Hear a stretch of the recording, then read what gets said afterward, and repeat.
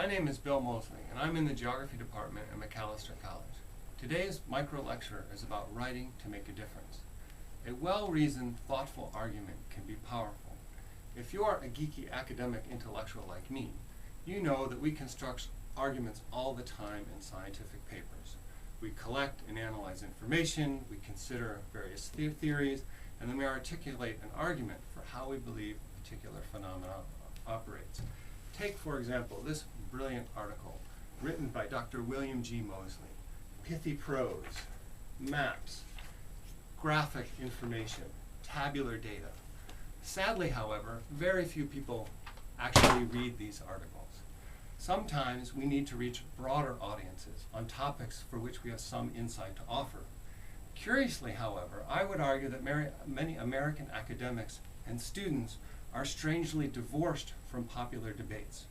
If you have had the luxury of studying a topic and have relevant insight to offer on an issue, then I would argue that you have an ethical obligation to contribute to the public discussion on the topic.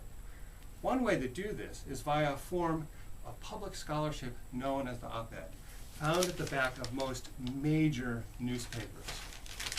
These articles are penned by individuals who have some insight on the topic, but are not in the employ of the newspaper.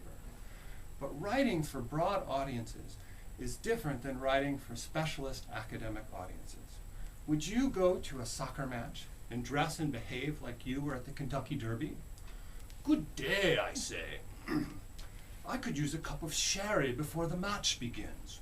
Why aren't the other fans dressed in a coat and tie like myself? No, at a soccer match, you would whip out your vuvuzela and cheer on your team. Similarly, op-eds are written in a different style. They require that you use plain, straightforward language. Drop all the fancy specialist vocabulary. You need to start the piece with a grabby opener, and then quickly tell the audience where you are going.